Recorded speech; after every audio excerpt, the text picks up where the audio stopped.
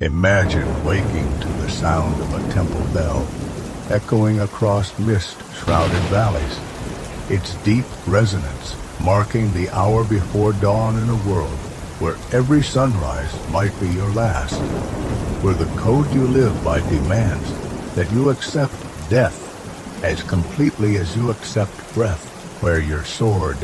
is not merely a weapon, but an extension of your soul, and where honor matters more than life itself, because life without honor is no life at all, but merely existence, a shameful prolonging of breath that brings disgrace to your ancestors and stains your family name for generations to come. This is Japan in the year 1560. Deep within the Sengoku Jidai, the age of warring states, when the country has torn itself apart, when regional warlords call daimyo battle endlessly for territory and power, when alliances shift like morning mist, when betrayal is commonplace, and loyalty is the rarest and most valued of virtues, when a samurai's life expectancy is measured not in decades, but in battles survived, in duels won, in the continued favor of lords whose own survival is never certain. You are 32 years old, which makes you a veteran, a survivor, in an era when most warriors die young, when battlefields consume men by the thousands, when a single strategic mistake can end not just your life, but your entire family line, when the skills you have spent 20 years perfecting are tested constantly against opponents who have spent equally long perfecting theirs, when death comes not as distant possibility, but as intimate companion, present in every sword practice, every battle, every political intrigue that swirls through your lord's castle, like invisible poison. Your name carries weight earned through victories in 7 major battles and countless smaller engagements, through demonstrated loyalty when others betrayed their lords, through skill with the katana that has become legendary among your lord's retainers, through strategic thinking that has saved your lord's forces from encirclement on at least 2 occasions, through the careful cultivation of reputation that in this world matters almost as much as actual ability, because reputation precedes you into negotiations and battles, shapes how others perceive you, determines whether they fear you or dismiss you, whether they seek your counsel or ignore your presence. But reputation is fragile, maintained only through continuous performance, through never showing weakness, through upholding standards of conduct so rigorous that any deviation brings immediate shame, through the exhausting pretense that you are always composed, always ready, always the perfect embodiment of Bushido, the way of the warrior, even though you are human, subject to fear and doubt and exhaustion and all the vulnerabilities that flesh is heir to, vulnerabilities that must never show, that must be contained and controlled and hidden behind the mask of perfect composure that samurai culture demands. Let yourself drift now into this world, into this life, into a day that begins as they all begin, with ritual and discipline and the preparation of body and mind for whatever violence or political maneuvering the hours ahead will bring. Consciousness arrives gradually, emerging from dreams that you have already trained yourself to forget, because dwelling on dreams is weakness, is the behavior of priests and artists, not warriors, and you are warrior first and foremost, defined by this role, shaped by its demands, limited by its constraints, but also empowered by its privileges, because samurai status places you above merchants and farmers, despite their wealth or productivity, grants you the right to wear 2 swords, gives you authority to strike down commoners who show disrespect, provides you with rice stipend, that frees you from agricultural labor, allows you to focus entirely on the martial and administrative skills that justify your elevated position. Your eyes open to the dim interior of your quarters within your lord's castle, the room small but private, a privilege of rank, because lower-ranking samurais sleep in common areas, their every moment observed, their privacy non-existent, while you have earned through service this small space that allows for contemplation, for the maintenance of equipment without audience, for the few moments of solitude that make the constant social performance bearable. The room is spare, almost austere, containing little beyond the necessities. Your sleeping mat now rolled aside, your armor stand holding the elaborate yoroi that represents months of an artisan's work and a significant portion of your wealth, your swords in their stand, positioned for immediate access, because you sleep always within arm's reach of weapons, because attack can come at any moment, because even within your lord's castle, the threat of assassination persists, political rivals sometimes choosing murder over battlefield confrontation, and a samurai who dies defenseless dies shamefully, and shame extends beyond death, stains your descendants, makes your family name a burden rather than a blessing. The pre-dawn darkness is not absolute, a faint gray light filtering through the paper screens that serve as walls hugi that provide no security but create the illusion of privacy, that divide space without truly separating it, that allow sound to travel freely, so that privacy is visual only, conversation always potentially overheard, movements tracked by those whose job it is to know who goes where and when. Because information is power and knowledge of others. Activities provides advantage in the complex political games that occupy as much of a samurai's time as actual warfare. You rise in a single smooth motion, trained from childhood to move efficiently, to waste no gesture, to embody in every action the discipline that defines your class. And this discipline is not natural, but constructed, built through years of correction and practice, through masters who struck you when movements were clumsy, through endless repetition, until efficiency became automatic, until the proper way of moving became the only way, until your body learned to conform to standards that elevated certain motions to aesthetic status and condemned others as vulgar. Because in your culture, the distinction between warrior and commoner is visible in every gesture, in how you walk and sit and rise and hold yourself,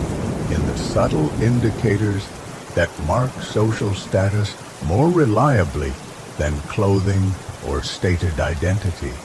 The first ritual of the day is purification,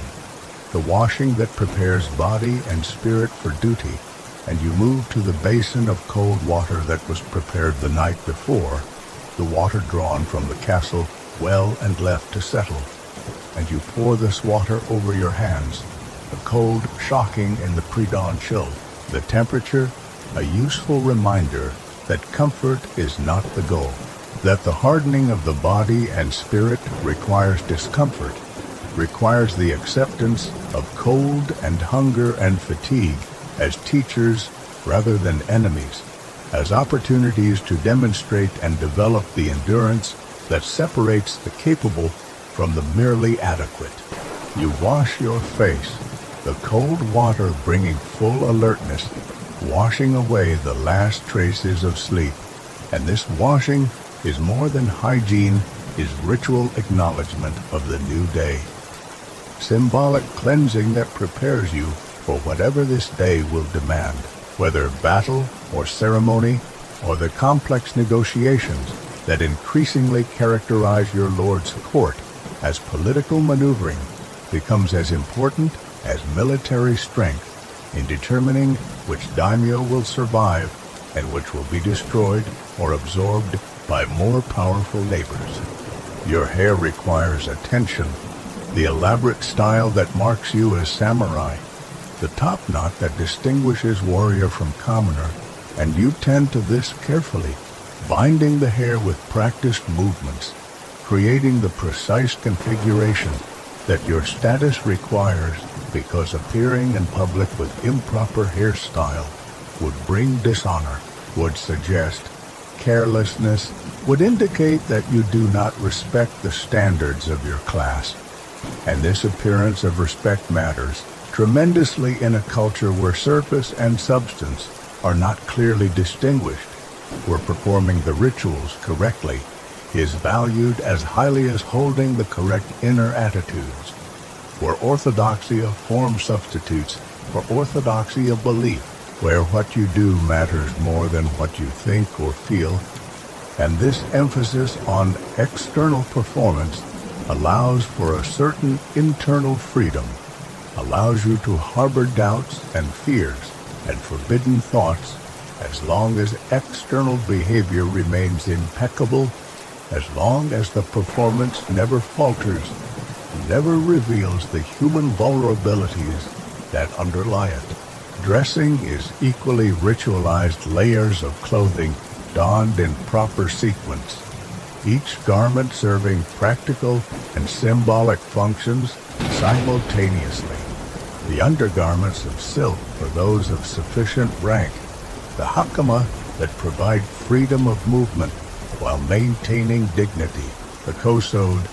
layered to create the proper aesthetic effect, colors and patterns chosen to communicate status and taste and allegiance to your Lord's house, because clothing is language in your world, speaks of wealth and position and political affiliation,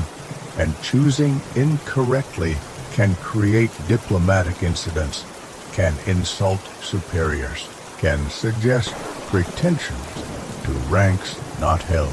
And navigating these sartorial requirements requires knowledge as detailed as that required for sword technique, requires understanding of hundreds of rules and customs and exceptions, requires constant attention to context and to audience, because what is appropriate in one setting becomes grossly inappropriate in another, and the samurai who dresses without considering context reveals himself as unsophisticated, as lacking the cultural refinement that should accompany martial prowess, as incomplete in his development as warrior, aristocrat. Your swords require attention before anything else, before food, before meeting with others, because the swords are not tools but souls, extensions of your identity, repositories of your honor, and their maintenance is sacred duty, religious obligation,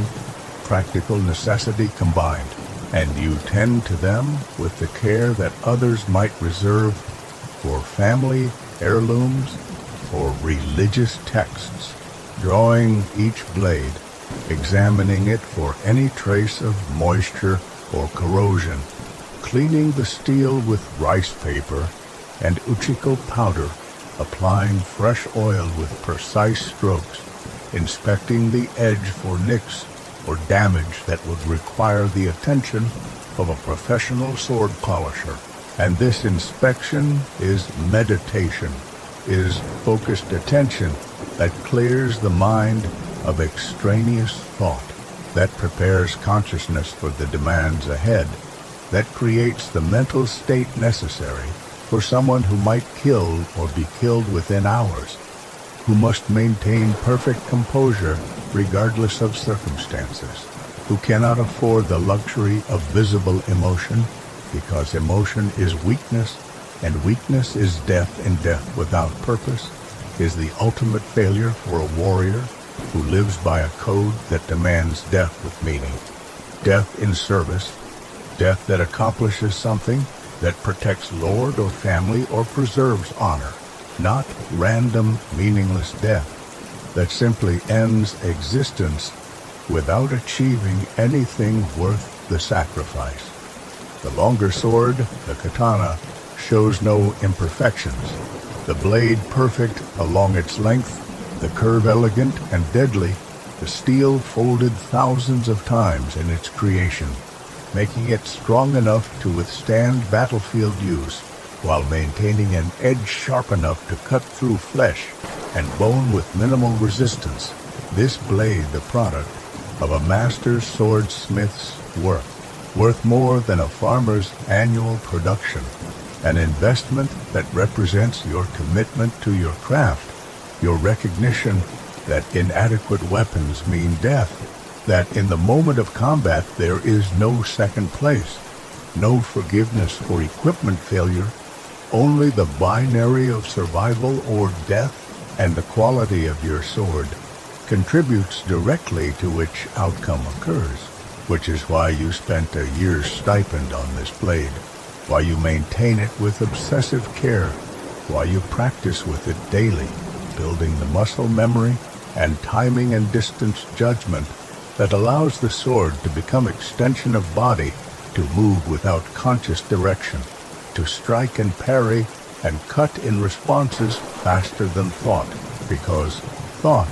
is too slow in combat, because the mind that thinks is already behind, is already losing, while the mind that has trained until action becomes automatic, until the sword moves without conscious intention, guided by patterns drilled through 10,000 repetitions, that mind survives, that warrior wins, that samurai fulfills his purpose and justifies the privileges his class enjoys. The shorter sword, the wakizashi, receives equal attention, despite being the backup weapon, the blade drawn less frequently, but equally important. And this blade carries particular significance, because it is the sword used for seppuku, the ritual suicide that allows a samurai to die with honor when circumstances make continued life impossible or shameful, when capture is imminent, when orders cannot be fulfilled, when disgrace threatens.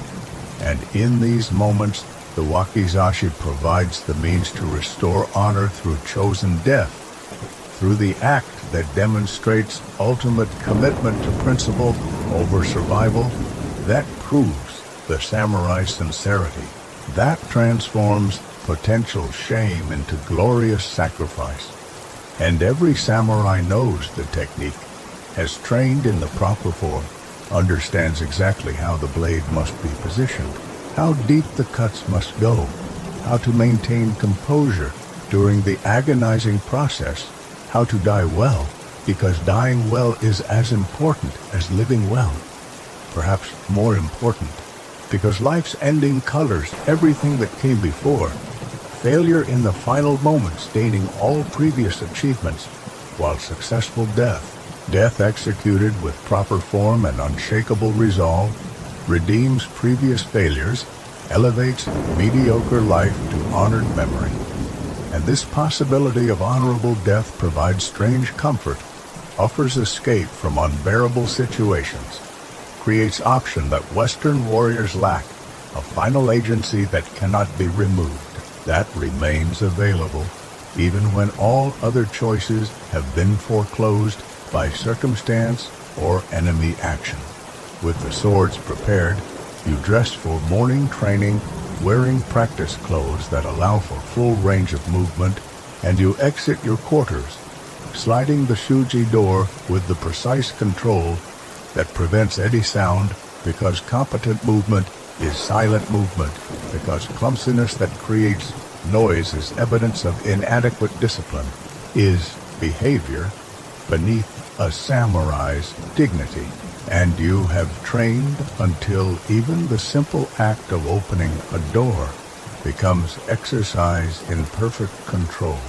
in the elimination of excess motion, in the smooth efficiency that characterizes all expert action. The castle corridors are dim, lit by occasional lanterns that cast wavering light and deep shadows, creating an atmosphere that feels somehow both intimate and threatening. The proximity of other warriors sleeping in adjacent rooms palpable, the sense of being surrounded by dozens of armed men, creating constant awareness that survival depends on maintaining proper relationships, on avoiding insults, and showing appropriate deference, on the complex social navigation that prevents conflicts that could easily turn lethal, because samurai are trained killers and insults to honor are taken seriously, and duels happen with disturbing regularity, and the line between verbal dispute and drawn swords is thin and easily crossed, especially among young warriors, eager to prove themselves, desperate to establish reputations, willing to die for slights that to outside observers might seem trivial, but within warrior culture carry enormous weight. You make your way through the castle's maze. Like interior, the architecture deliberately confusing, designed to slow invaders, to create defensive positions, to allow small numbers of defenders to hold against larger attacking forces. And you know these passages intimately, have memorized every turn and staircase and hidden position, because this castle is your battlefield. If enemies breach the outer defenses, is the place where you might make your final stand, where you might die defending your lord, and knowing the terrain is fundamental to survival, is part of the professional competence that separates expert from amateur, that determines who survives when violence erupts in these confined spaces, where sword length becomes crucial variable, where the longer battlefield weapons become liabilities, where the close quarters combat skills that you have trained in specifically for castle defense become essential, where knowing which corners offer concealment and which approaches can be defended by a single skilled warrior becomes the difference between successful defense and catastrophic defeat that ends with your lord's death or capture, and your own death in either case, whether in the fighting or by your own hand afterward, because surviving your lord's death brings shame, unless you immediately commit seppuku or dedicate yourself to avenging him. Becoming Ronin, masterless samurai, warrior without place, without income, without status, forced to wander or to seek new service, and new lords are skeptical of Ronin. Question their loyalty, wonder why they survived when their previous lord died, suspect that cowardice or betrayal might have played a role. And this suspicion makes employment difficult, makes descent into poverty likely, makes the Ronin's existence hard and shameful and desperate. The training ground is an open courtyard within the castle's inner bailey, a space that serves multiple purposes, hosting ceremonies and executions and markets on different occasions. But in this pre-dawn hour, it belongs to the warriors, to those dedicated enough to train before the castle fully wakes, before the day's duties begin, and you arrive to find several others already present. Men of similar rank performing their own conditioning exercises, warming muscles, preparing bodies for the intense practice that will follow, and you acknowledge them with minimal gestures, nods that convey recognition without suggesting either superiority or inferiority, maintaining the careful equilibrium that governs interactions between warriors of roughly equal status, where claiming too much respect invites challenge, while showing too much deference suggests weakness, and either error can damage reputation, can create problems, can lead to conflicts that serve no purpose beyond establishing dominance. Conflicts that nonetheless happen regularly, because young men with lethal skills and strong pride police each other's behavior constantly, looking for disrespect, finding insults in gestures that might be innocent, interpreting ambiguous actions in the least charitable way. And this constant testing creates exhausting social environment, requires perpetual attention to how you are perceived, demands that every action be calculated for its social implications, makes spontaneity dangerous and authenticity impossible, forces you to live always in performance mode, always conscious of audience, always managing the impression you create, because that impression determines how you are treated, whether you are respected or dismissed, whether others seek your alliance or target you for humiliation. You begin with basic conditioning movements designed to awaken the body, to increase blood flow to muscles, to prepare joints for the explosive actions that sword work requires. And these exercises are standardized, taught to all samurai from childhood, part of the universal training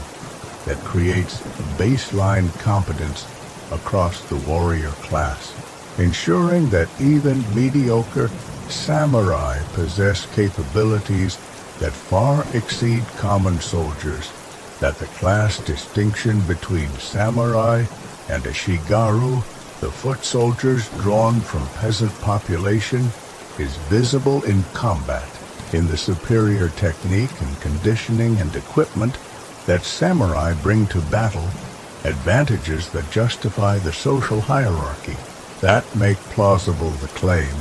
that samurai deserve their elevated status, that warrior rule is legitimate because warriors are demonstrably superior in the activities that matter most, the organized violence that determines which daimyo survives and which is destroyed, which territories remain independent and which are absorbed into growing domains, which family lines continue and which end in blood and dispossession. The exercises are rigorous, demanding, pushing your body toward its limits, and you embrace this discomfort, welcome the burn in muscles, the elevated heart rate, the sweat that begins despite the cool morning air, because this suffering is purposeful, is investment in capability, is the price of competence, and you have learned that the body adapts to demands placed upon it. That consistent training creates strength and endurance and speed that occasional effort cannot match. That excellence requires daily practice, requires showing up even when motivation is absent, requires pushing through fatigue and boredom and the thousand small resistances that the body and mind generate when asked to do difficult things. Other warriors arrive as you train, the courtyard gradually filling with men preparing for their own practice, and you observe them peripherally, noting who trains seriously and who merely goes through motions, who shows improvement over previous weeks, and who has stagnated, because these observations matter. Inform your assessments of who can be relied upon in battle, who will hold positions and who will break, who has the dedication that produces genuine skill, and who possesses only the minimum competence required to maintain samurai status. And these assessments are not idle curiosity, but professional necessity, because your life may depend on these men, on their skill and courage and reliability, and knowing who to position near you in battle formation, who to trust with critical tasks, who to recommend for promotion, and who to quietly suggest should be assigned to less critical duties. This knowledge is part of your responsibility as senior retainer, part of the informal mentorship that experienced warriors provide to younger ones, shaping the next generation, passing forward the accumulated wisdom that cannot be found in manuals or formal instruction, but only in the tacit knowledge that develops through years of experience, through surviving battles and learning from mistakes, and observing what works and what fails, and this knowledge is shared generously within the warrior community. because everyone benefits when average competence rises. When the weak links in defensive chains are strengthened, when the overall quality of your lord's forces improves, making successful defense more likely, making conquest more feasible, improving everyone's chances of survival and success. Your training partner arrives, a man of similar age and rank, someone you have practiced with for years, developing the mutual understanding that allows for productive sparring, the trust that permits full-speed attacks without fear that your partner will abuse the opportunity, will strike unnecessarily hard, will allow ego to override safety, and this trust is rare and valuable, is friendship of a particular sort.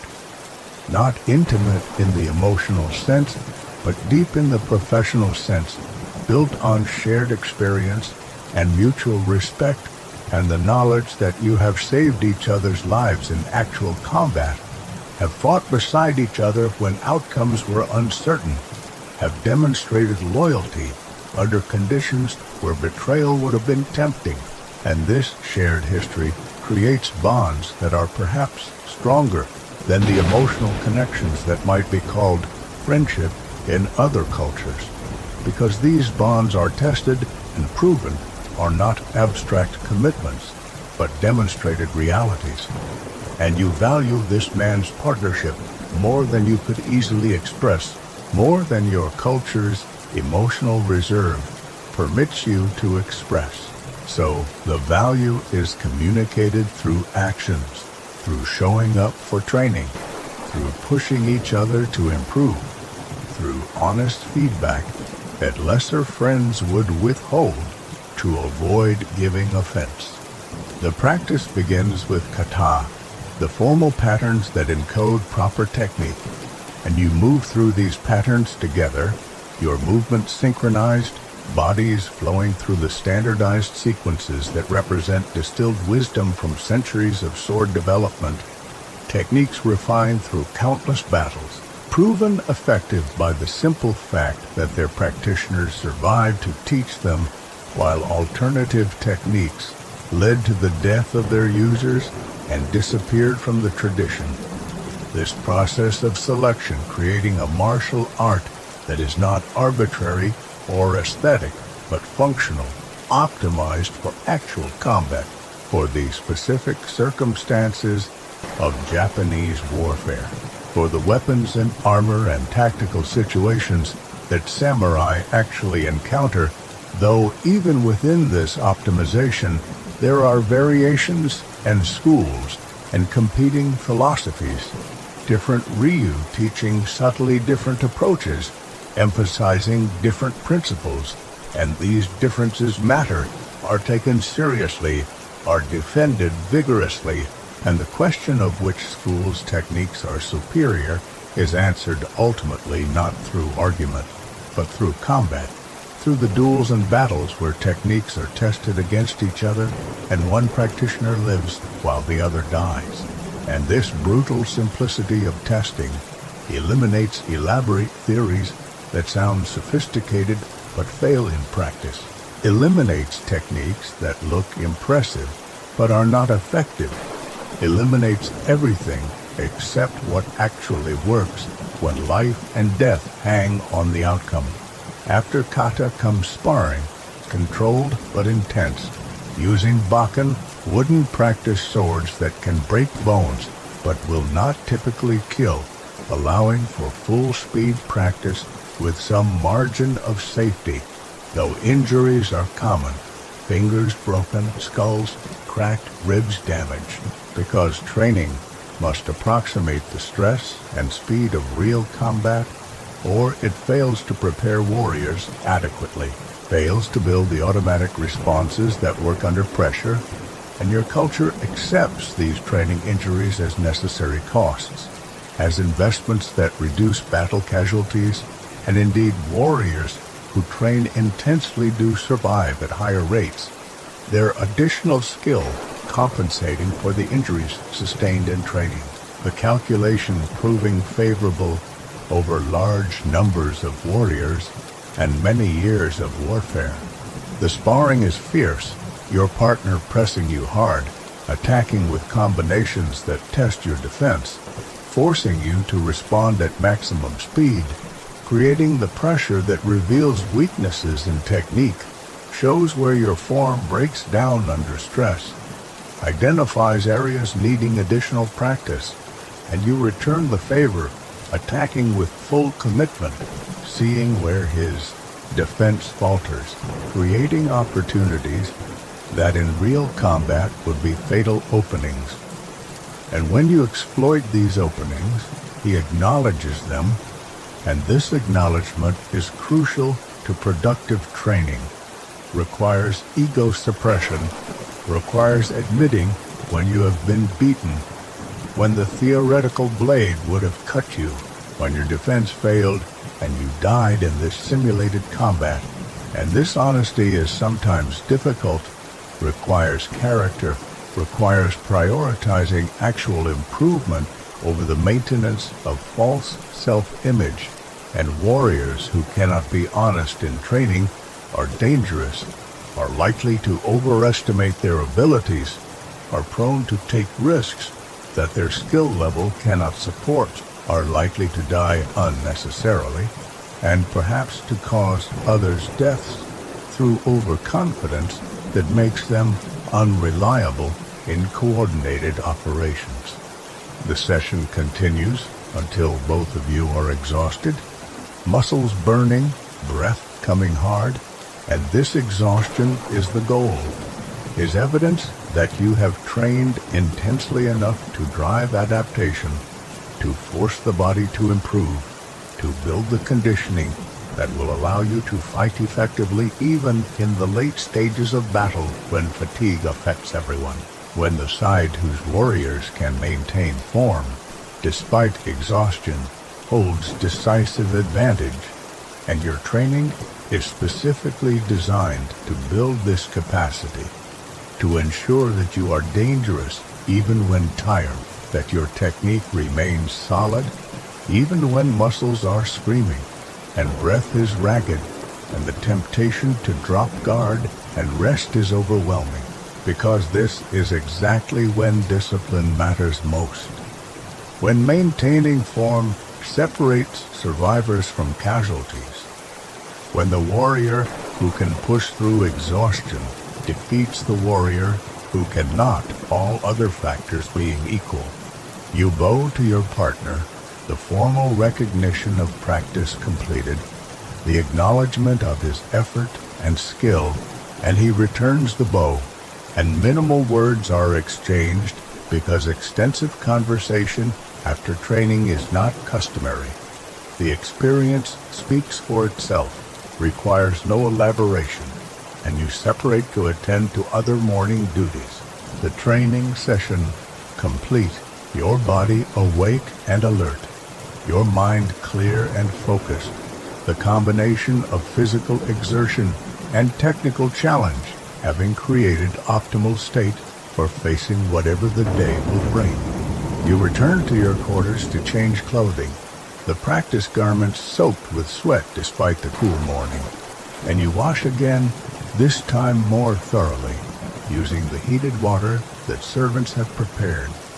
The temperature a luxury afforded by your rank, not available to common soldiers who wash in cold water, regardless of season, and this difference in treatment is not viewed as unfair, but as proper recognition of status, as appropriate distinction that reinforces social hierarchy, that makes visible the differences between ranks, that provides tangible benefits that make advancement desirable, that motivate lower-ranking samurai to pursue promotion, to seek opportunities to demonstrate valor and competence that might attract their lord's notice, might lead to increased stipend and better accommodations and the various privileges that separate retainer from common warrior. The washing is ritual again, preparation for the day's formal activities, and you dress in the formal clothing appropriate for your duties, layering garments carefully. checking that every element is correct,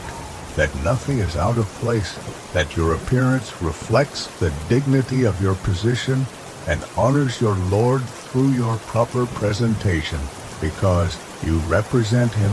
in all your actions. Your behavior reflects on his judgment in promoting you. Your appearance either confirms or undermines his authority, and this weight of representation is constant, is exhausting in its way, means that you can never fully relax, can never appear in public without careful consideration of how you will be perceived, what message your appearance sends, whose approval you need, and whose opposition you must avoid. The complex calculations that govern every interaction in an environment where offense is easily given and violently avenged, where today's casual remark becomes tomorrow's cause for vendetta, where memory is long and forgiveness rare, and the web of obligations and insults and debts grows ever more tangled, creating elaborate matrices of relationship that require sophisticated navigation,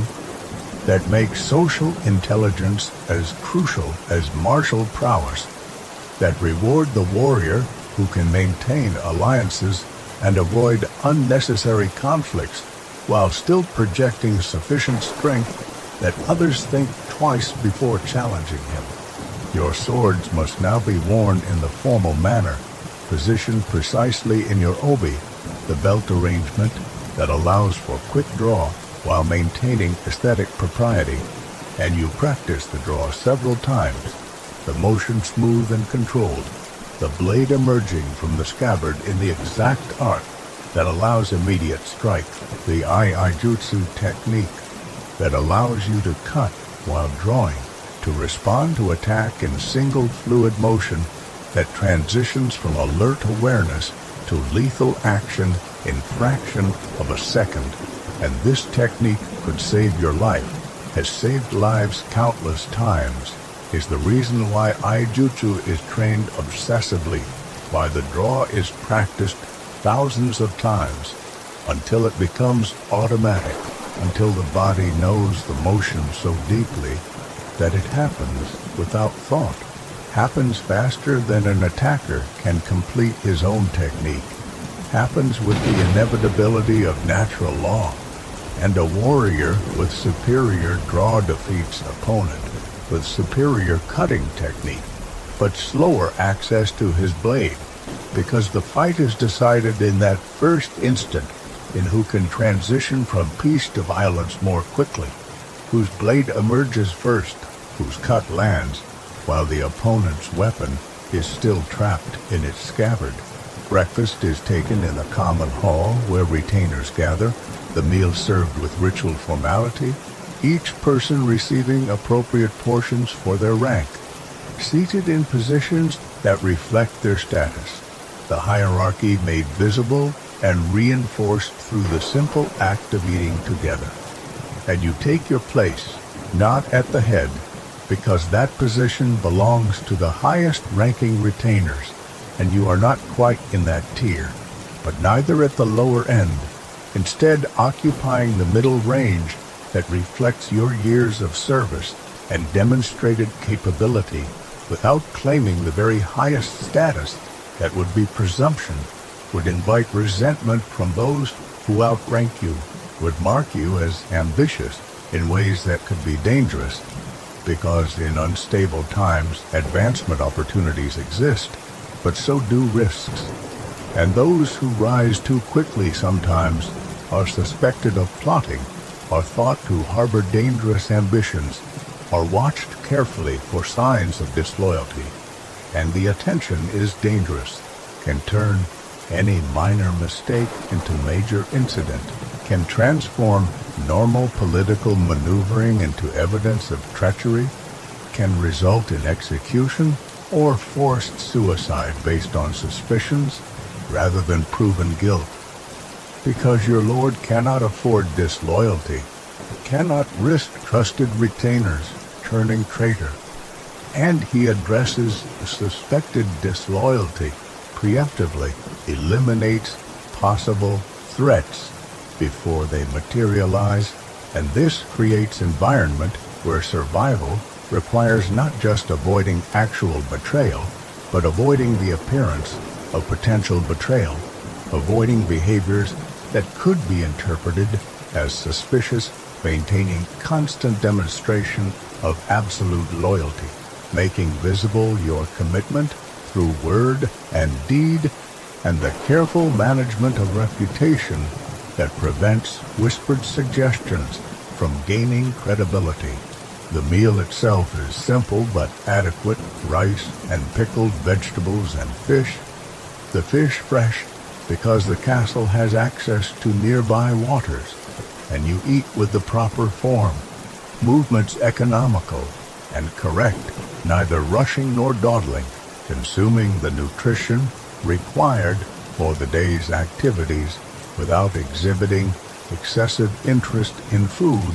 because enthusiasm for eating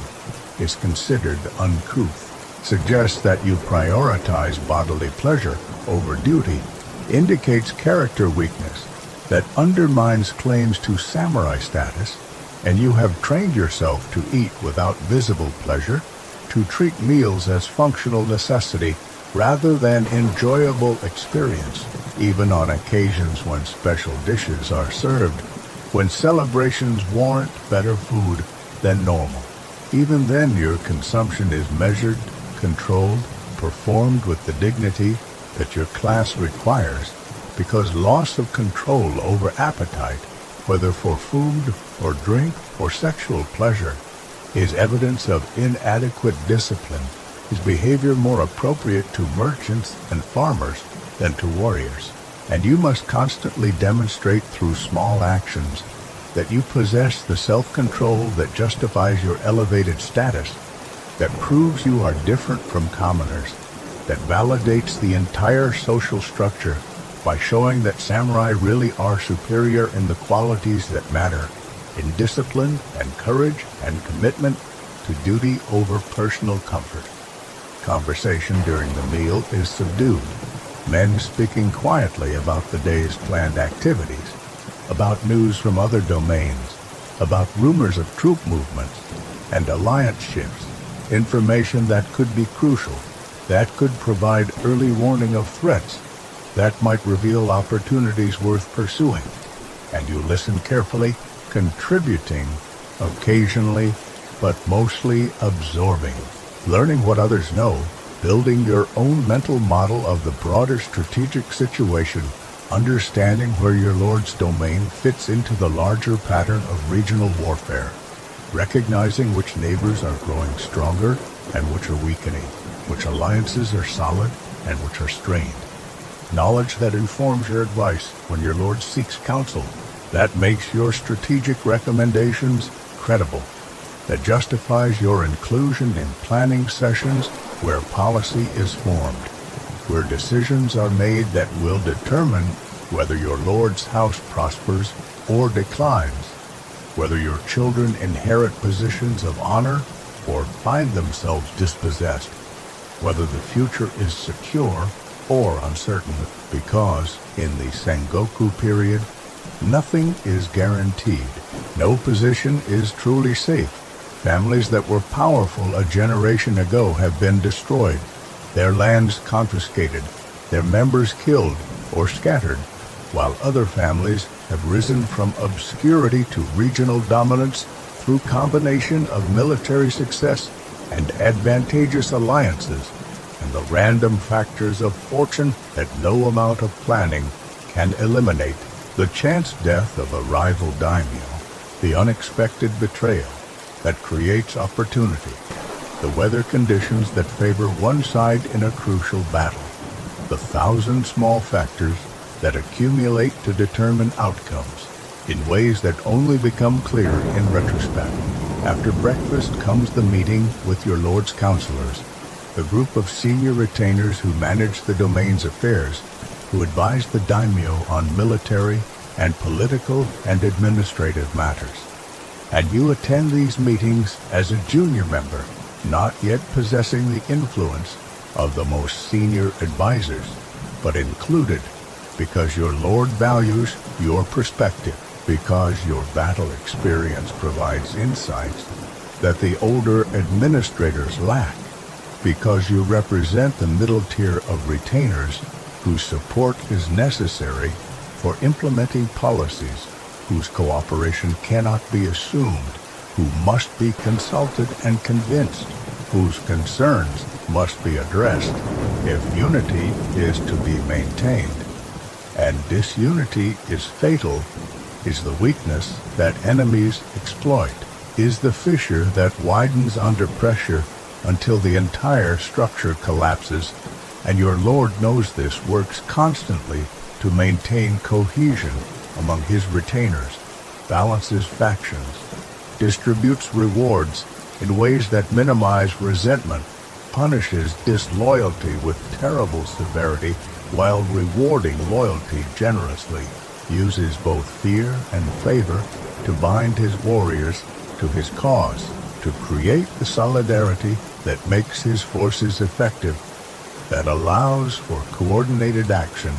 despite the individual pride and ambition that could tear the group apart if not carefully managed. The meeting convenes in a formal chamber, all participants seated according to rank, and the session begins with reports on various matters: tax collection from villages, repair work on castle fortifications, the status of weapons and armor inventories, the movement of potential enemies, the reliability of current allies, each topic addressed systematically, decisions made or deferred, responsibilities assigned, and you participate when matters touch on your expertise, offering opinions when solicited,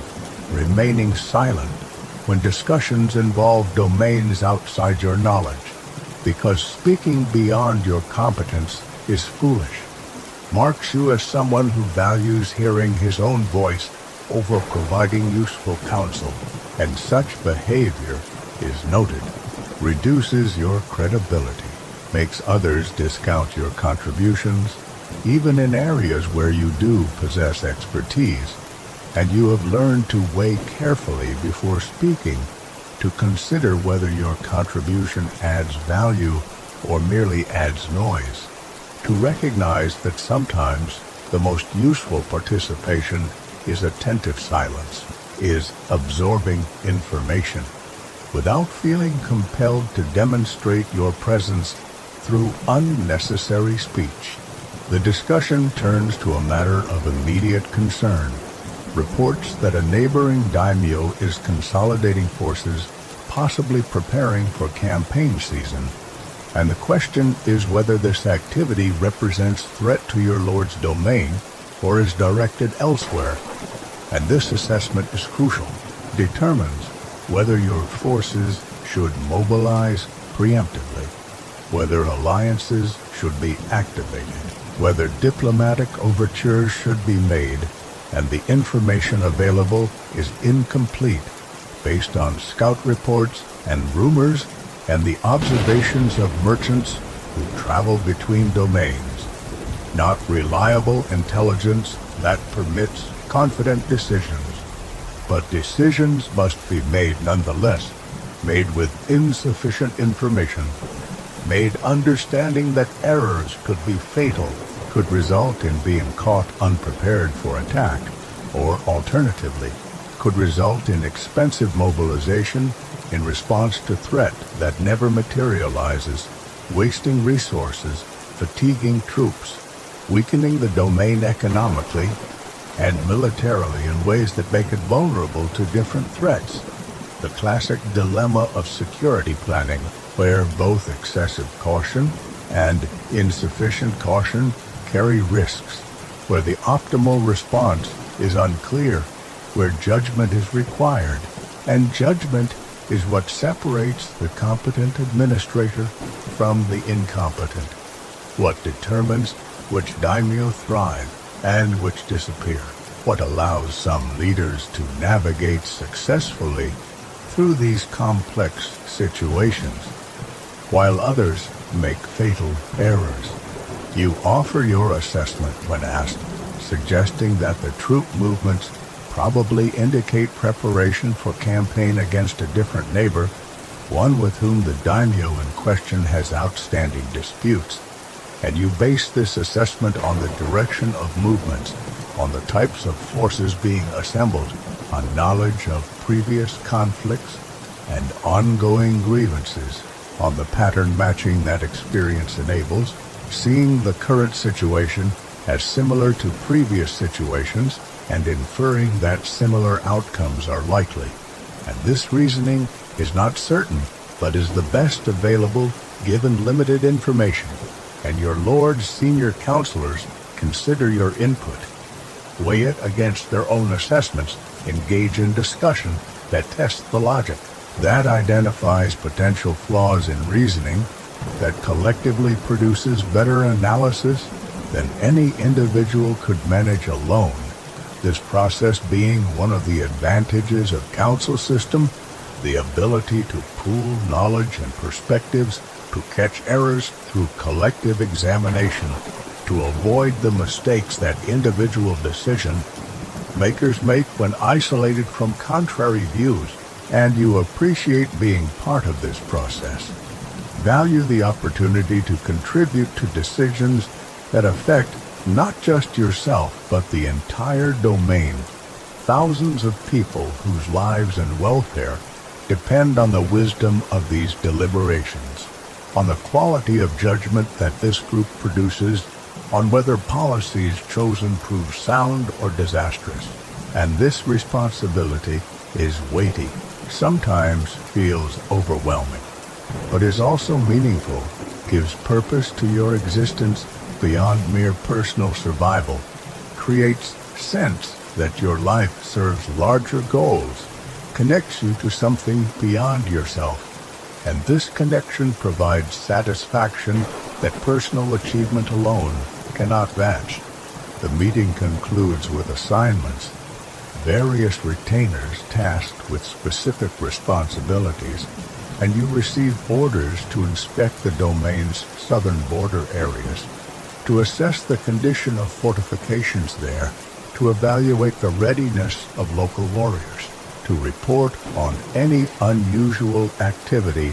or signs of potential threat, and you accept this assignment without protest or negotiation, because orders are orders, because obedience is fundamental to the chain of command that makes organized military action possible, because your Lord's decision is final and questioning it is not your prerogative, even though the assignment means weeks away from the castle, means traveling through potentially dangerous territory, means leaving behind the relative comfort and security of castle life for the uncertainties of border patrol. But these burdens are part of service, are the obligations that accompany samurai status, are the prices paid for the privileges received. And you have never shirked these duties, have built your reputation partly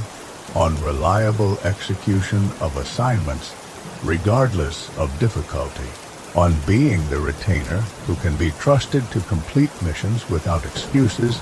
without the dramatic complaints that some warriors indulge in to demonstrate their supposed dedication while actually just creating noise and inconvenience. And your Lord values this reliability, mentions it when recommending you for promotion, cites it as evidence of your character and competence. And this recognition makes the hardships worthwhile, validates the sacrifices, creates the sense that your efforts are seen and appreciated even when explicit praise is not offered, because praise is given sparingly in your culture, excessive commendation being viewed as potentially corrupting, as likely to make the recipient complacent or arrogant. But occasional recognition is offered, subtle indications that your work is valued, and these small acknowledgments matter more than elaborate praise would, carry more weight because they are rare, and therefore meaningful, or signals that you interpret correctly, because you have learned the vocabulary of understatement that your culture speaks. Understand that minimal expression often conceals substantial feeling, that the reserve and emotional control that characterize public behavior should not be mistaken for absence of feeling, that beneath the formal exterior exists full range of human emotion, simply unexpressed, hidden behind the masks that social roles require everyone to wear. The meeting adjourns, participants rising and bowing and departing to their various duties, and you return to your quarters to prepare for the border inspection mission, selecting what to bring, choosing equipment carefully, considering what will be needed for weeks in field conditions. And this preparation is important, reveals the difference between experienced campaigner and novice, because bringing too much creates transportation burden, slows movement, makes you vulnerable through reduced mobility, while bringing too little leaves you without necessary items, creates hardships that could be avoided, reduces effectiveness, and finding the balance requires judgment born of experience, requires knowing what is truly essential versus what is merely comfortable. And you have learned this distinction, have spent enough time in field to know exactly what minimum equipment allows for adequate function, what can be improvised or done without,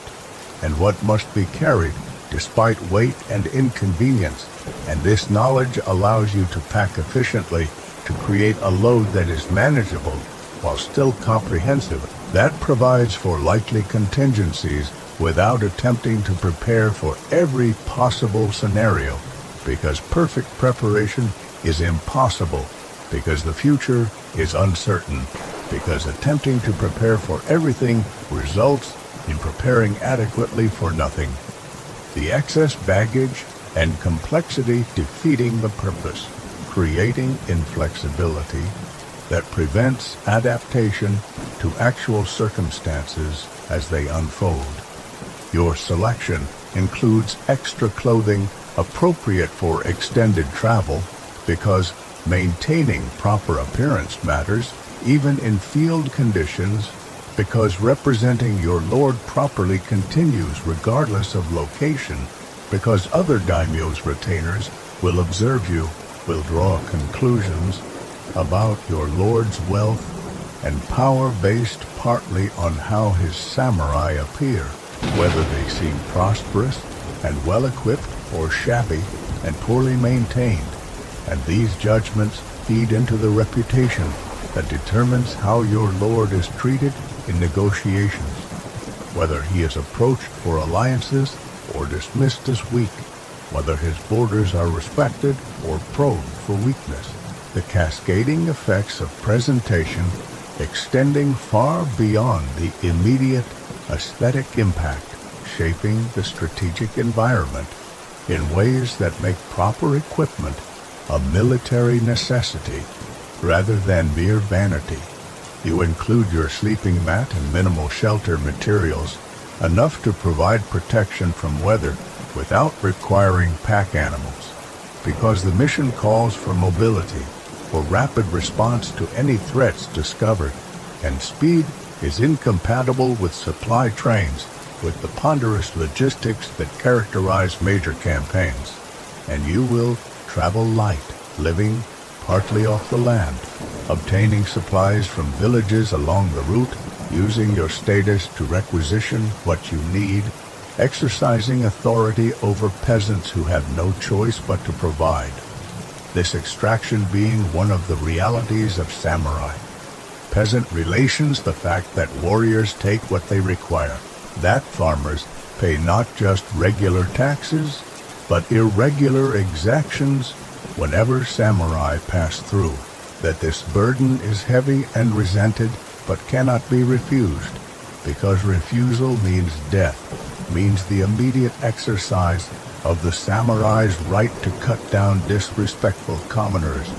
and while casual killing is discouraged, is considered crude and wasteful, the right exists and is sometimes exercised enough that peasants know to comply, know to provide what is demanded, know that resistance is futile and costly, and that submission, however unwilling,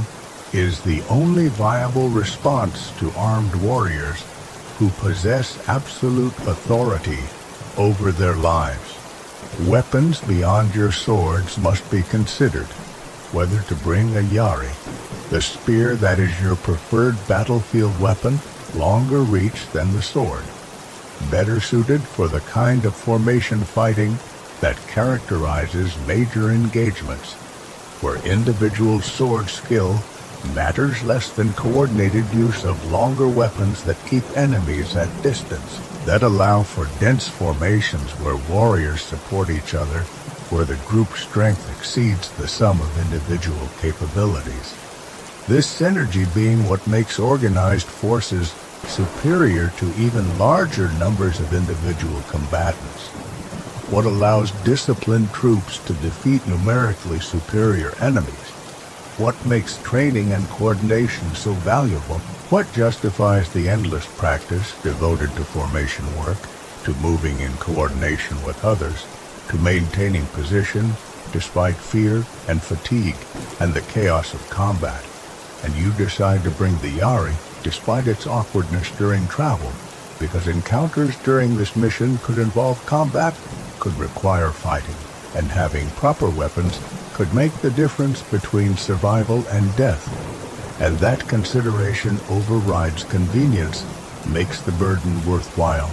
and you secure the spear in a manner that allows carry while leaving hands free for climbing or other tasks. The arrangement practiced and efficient, born of experience carrying weapons through varied terrain. Your traveling companions are selected from among your lord's retainers, men you know well, whose skills complement your own, whose reliability has been proven in previous missions, and the group is small, only 4 warriors including yourself, enough to handle likely threats, but not so many as to seem threatening to local populations or to other daimyo whose territories you will border. The mission being inspection rather than invasion, reconnaissance rather than aggression, though the distinction can be subtle and your small numbers signal peaceful intent, suggest that you are passing through rather than threatening. Though, of course, if larger force were required, it could be summoned, could move to your position if you discovered threats requiring military response. But the hope is that nothing of that sort will be necessary, that the border regions will be quiet, that the fortifications will be adequate, that the local warriors will be properly trained and equipped, that your report will be reassuring, allowing your lord to focus his attention and resources elsewhere, on threats that are more pressing, on opportunities that are more promising, rather than having to divert strength to secure a border that should already be adequately defended. The departure is set for early afternoon, allowing the morning's activities to be completed, allowing for proper preparation rather than rushing, and you use the remaining time to attend to personal matters, writing a letter to your wife who remains in your family's modest estate outside the castle town, informing her of your departure, providing instructions for household management during your absence, expressing in the formal language that written correspondence requires the concern and affection that you cannot speak directly, because direct emotional expression is not compatible with samurai dignity, would suggest weakness, would undermine the image that you must maintain. But written words allow for slightly more intimacy, for the indirect communication of feelings that social performance normally conceals, and you know your wife will read between the lines, will understand the meaning beneath the formal phrases, will recognize the care embedded in practical instructions, because she knows you, has been married to you for 12 years, has learned to interpret your communication style, understands that your reserve is not indifference but training, not coldness but discipline. And this understanding makes the marriage work despite the emotional distance that characterizes samurai relationships, despite the separations that service demands, despite the reality that your death could come at any time, as she must be prepared for that possibility, must be capable of managing the household alone, must be ready to raise your children without you if fate decrees. And this practical preparation for widowhood as part of samurai marriage is openly acknowledged rather than politely ignored, because death is too present, too likely to pretend otherwise, to maintain the comfortable illusions that more peaceful cultures indulge. And this realism, this acceptance of mortality, creates a certain clarity in relationships, eliminates the false permanence that poisons some marriages, creates appreciation for time together, precisely because that time is known to be limited, creates intensity in moments of connection, because those moments must be enough to sustain through long separations and possible permanent separation through death. Your children you think of briefly. The boy who is 8 and beginning his training, learning the kata and conditioning that will determine whether he survives to adulthood in a world where being samurai's son means inheriting both privilege and danger, and the girl who is 5 and will be married eventually to cement some alliance, her life determined by political necessity rather than personal choice, this being the reality for women of samurai class, valued for their ability to create bonds between families, to produce heirs to manage households, but not possessing the agency that sons inherit, not training in martial skills, not participating in the councils and battles that shape the world, instead occupying domestic sphere, important but separate, essential but constrained. And you feel concern for both children, hope they survive and prosper, hope the world remains stable enough that they can mature safely, that your son can become competent warrior without having to prove himself in major battles too young, that your daughter can marry into stable household that will treat her well. These hopes, perhaps naive given the period's chaos, given the constant warfare that shows no sign of resolution, given the trend toward larger conflicts as successful daimyo absorb weaker ones, consolidating power, moving toward the eventual reunification that you cannot foresee, but that historians will see as inevitable, as the logical endpoint of the Sengoku period's competitive dynamics, where survival requires growth, where remaining static means being absorbed by expanding neighbors, where the only directions are up through conquest or down through defeat, where the middle path of modest survival becomes increasingly untenable as the strong grow stronger and the weak disappear. The hour for departure arrives, and you make your way to the castle gate where your companions wait with horses. The animals a significant advantage, providing mobility that foot travel cannot match, allowing coverage of much more territory.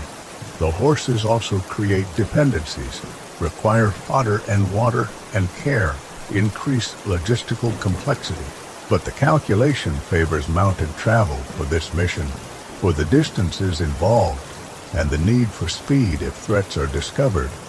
And you mount efficiently, the motion practiced until automatic,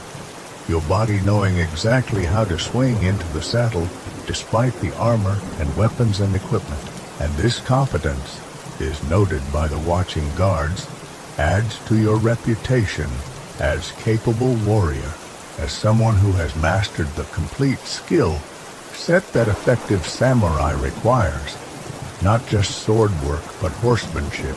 and strategy and political sense, and all the other capabilities that separate outstanding retainers from mediocre ones, that make you valuable to your lord, that ensure your continued employment and advancement, that provide for your family and give meaning to your existence, that justify the sacrifices and hardships and constant vigilance that samurai life demands. And as you ride out through the castle gate,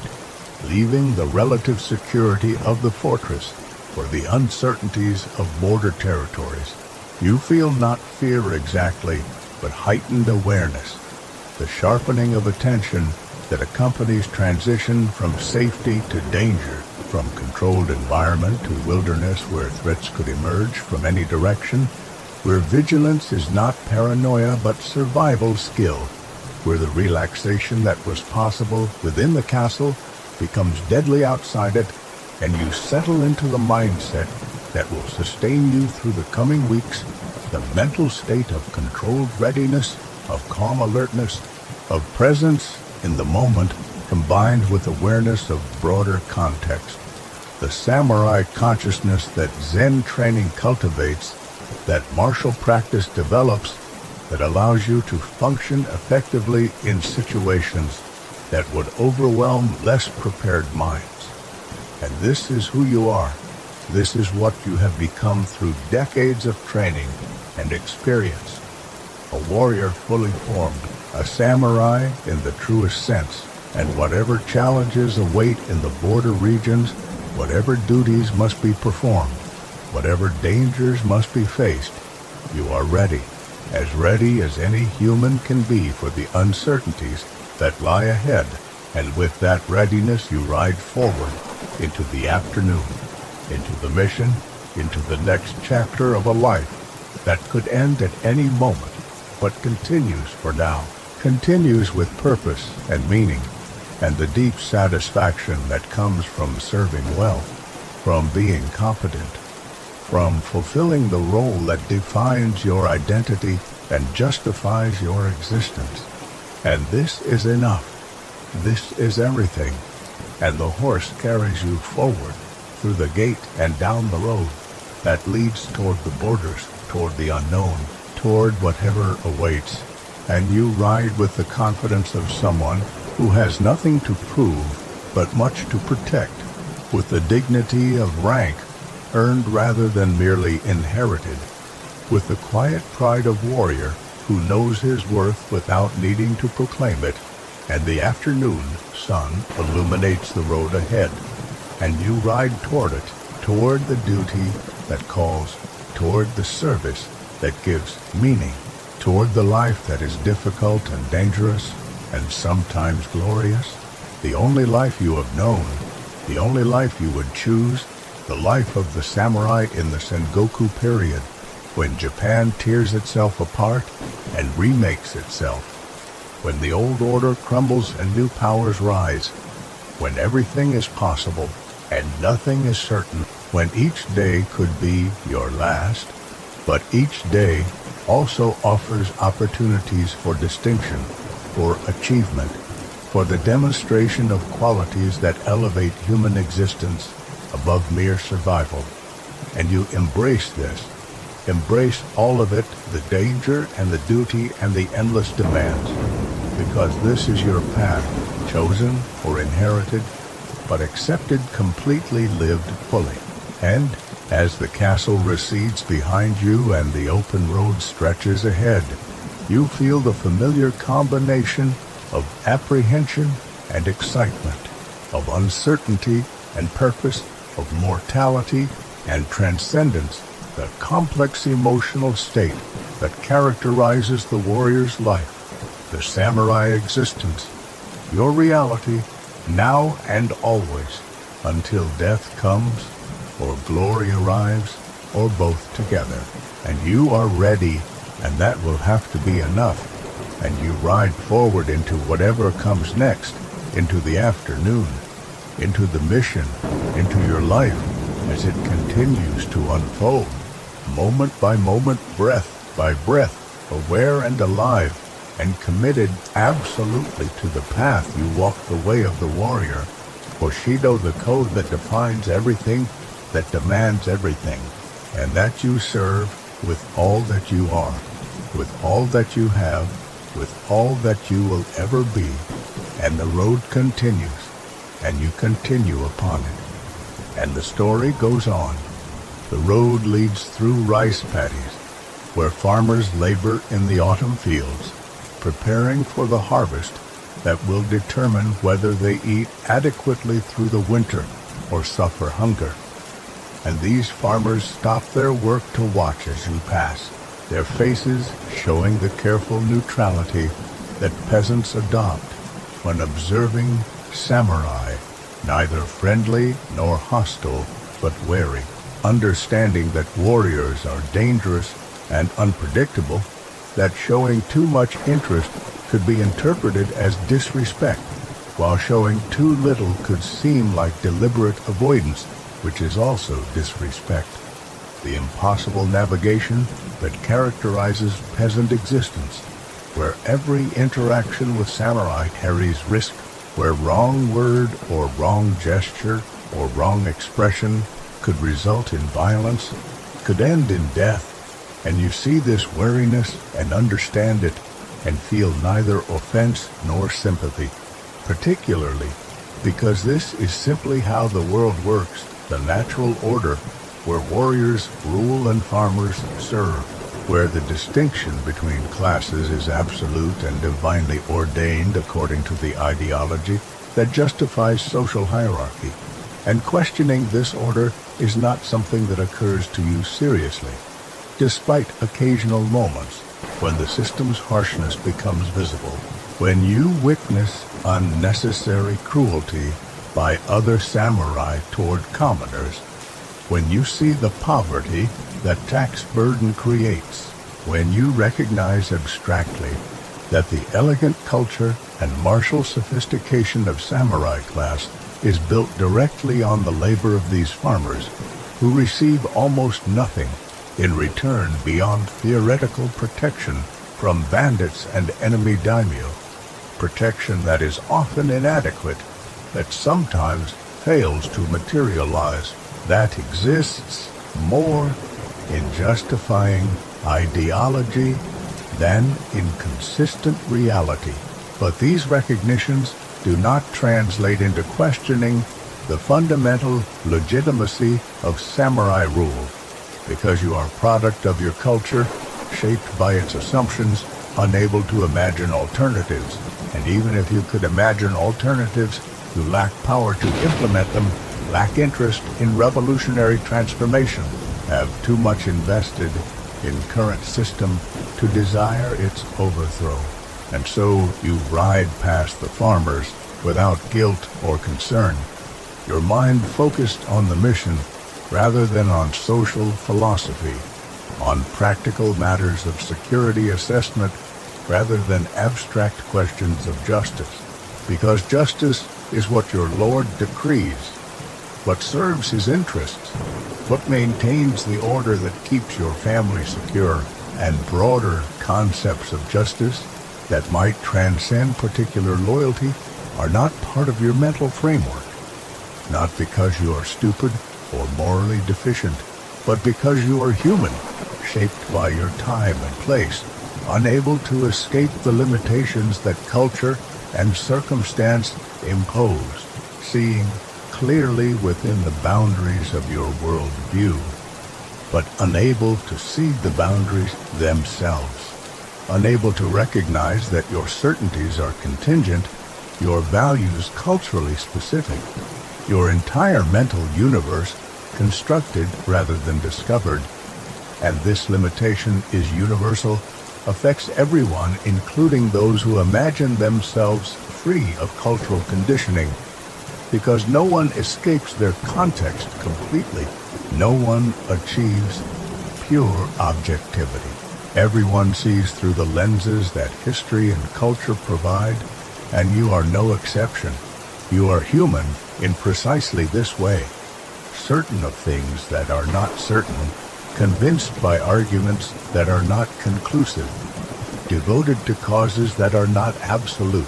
but living as if your certainties are real, your convictions valid, your devotions worthy, because this is what it means to be human, to live within constructed meanings as if they were discovered truths, to serve particular loyalties as if they were universal principles. And you do this without hypocrisy or self-deception, simply doing what humans do, what they have always done, what they will always do, living in the reality they inherit and contributing to the reality they will pass forward. And your contribution is service to your Lord, maintenance of order, enforcement of hierarchy, all of which seems natural and proper and necessary, seems like the obviously correct way to live, and perhaps it is within the context that defines your existence. Perhaps there are no context-independent answers to questions about how life should be lived. Perhaps all answers are provisional and local and contingent. And perhaps this relativism itself is just another context-bound perspective. And perhaps there is no escape from these circles of reasoning, no solid ground beneath the shifting perspectives, no final truth that resolves all questions. And perhaps accepting this uncertainty is itself a kind of wisdom, a recognition that certainty is dangerous, that humility about our own perspectives is appropriate. But you do not think in these terms, do not have the philosophical vocabulary or inclination for such abstractions. Instead, you simply ride forward doing your duty, following your code, serving your Lord, and this simplicity is perhaps its own kind of wisdom, the wisdom of action over paralytic reflection, of commitment despite uncertainty, of choosing a path and walking it fully rather than standing forever at the crossroads analyzing options. And your path is the way of the warrior, and you walk it completely. And whether this is right or wrong in some absolute sense, you neither know nor particularly care, because right and wrong are defined by your code, by Bushido, by the obligations that bind you, and within that framework your actions are correct, your choices proper, your life meaningful. And that is sufficient. That is all any human can achieve. Meaning within a framework, even if the framework itself rests on nothing more solid than cultural consensus and historical accident. And you ride on through the rice paddies, past the watching farmers, toward the border regions, toward your duty, toward whatever awaits. The landscape changes as you travel, the flat agricultural lands giving way to more varied terrain, hills rising, forests thickening, the road becoming less maintained, more primitive, because these border regions are less densely populated, less economically productive, more dangerous, the kind of territory where bandit groups operate when they grow large enough to threaten travelers, where Ronin sometimes gather masterless samurai turned to brigandage when legitimate employment proves unavailable. And these Ronin bands are serious threats because they possess martial training and equipment that common bandits lack, can challenge even samurai travelers, especially when numbers favor the attackers, and you remain alert for signs of ambush, watching the forest edges, noting places where terrain would favor attackers, where narrow passages or blind curves create vulnerability, and your companions share this vigilance. The group moving in formation that provides mutual security, spacing that allows for coordinated defense if attack comes, not close enough that single assault could take multiple warriors, but not so distant that mutual support becomes impossible. The tactical positioning that experienced warriors adopt automatically, that reflects training and experience, that maximizes survival probability in dangerous territory. And this vigilance is exhausting in its way. The constant attention to surroundings, the perpetual assessment of threats, the inability to relax. But it is also your natural state, what you have done for so long, that it requires minimal conscious effort, has become automatic, operates in background of awareness, while foreground remains free for other thoughts, for conversation with companions, when safe to talk, for consideration of the mission's objectives, for the various mental activities that continue even while threat monitoring proceeds unconsciously. Your lead companion, a man named Takeda, rides slightly ahead, his role being point security, first to encounter any threats, first to die if ambush is well executed, and he accepts this role without complaint, because it rotates among the group, because you will take your turn in the exposed position, because fairness in distributing danger is essential to group cohesion,